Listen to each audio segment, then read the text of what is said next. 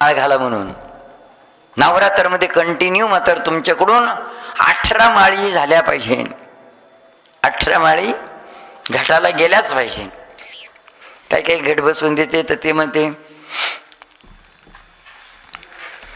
पाहू आता उद्याच, उद्या उद्या म्हणता म्हणता घट उठायचा कालावधी देते म्हणते. मग आता घेईल ते उठून घट उठायला.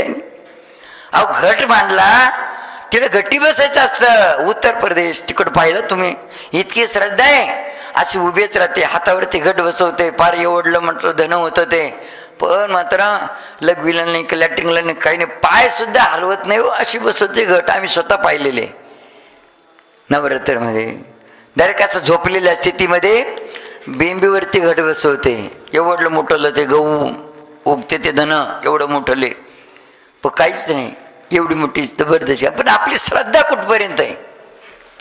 सरड्याची धावकुंपणापर्यंत. ही मन पांट आहे तुमच्याले, पण श्रद्धा कुठपर्यंत? एवढीच. देव काय खातो काय? नैवेद्य ठेवायचा खरी, हातावर पाणी घ्यायचं, शिवार्पण कृष्णार्पण म्हणायच्या ऐवजी म्हणायचं देव काय खातो काय? देव काला येईल खायला? श्रद्धा कुठपर्यंत आपली?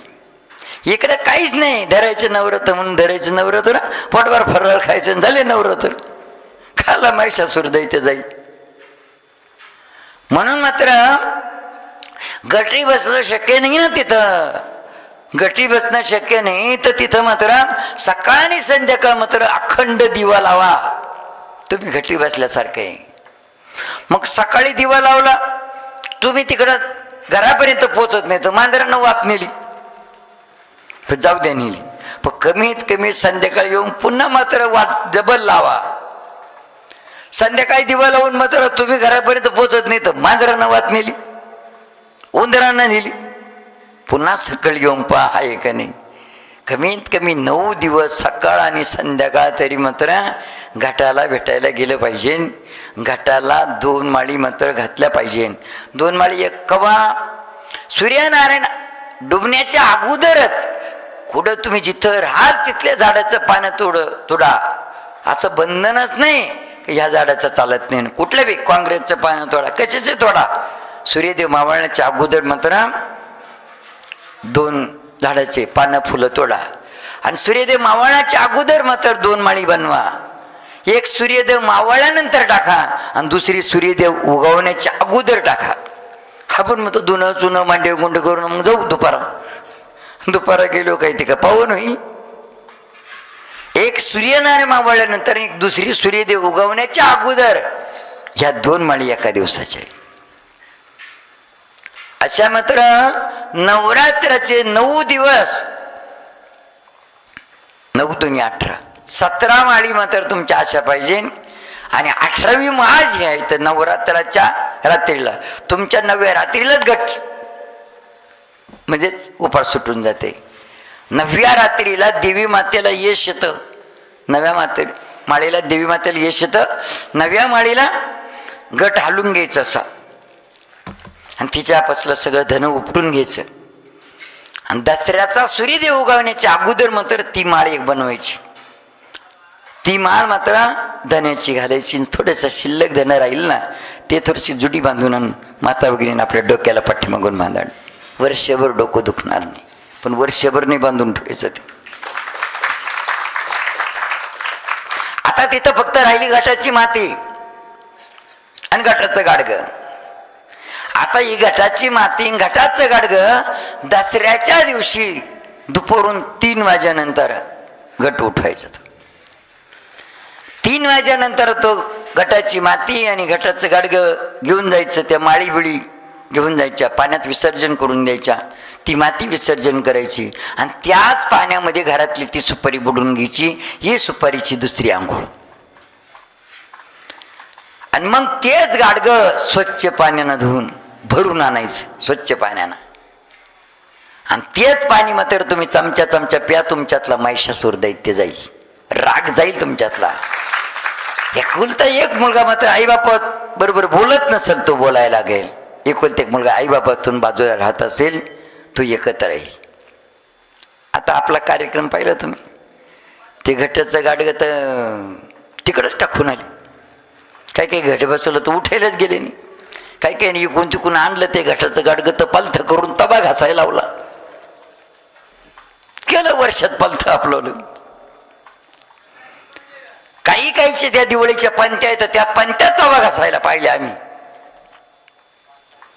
आता दिवा पालथा करून जर तवा घासायला लावलो आपलं पालथं होईल का उतन होईल सांगा.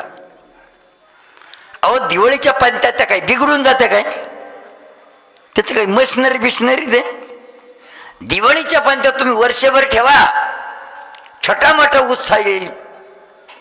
त्या टायमाला आपल्या गावामध्ये एखादा धार्मिक कार्यक्रम राहील त्या टायमाला मात्र तुम्ही अशी दिवाळी बनवा. आपल्या घरी दारात पंत्या लावा, घरात पंत्या लावा, अशा पद्धतीने तुळशीपाशी लावा, देवस्थानी लावा, आजूबाजूला देवस्थान तर तिथं लावा. अशी दिवाळी बनवा.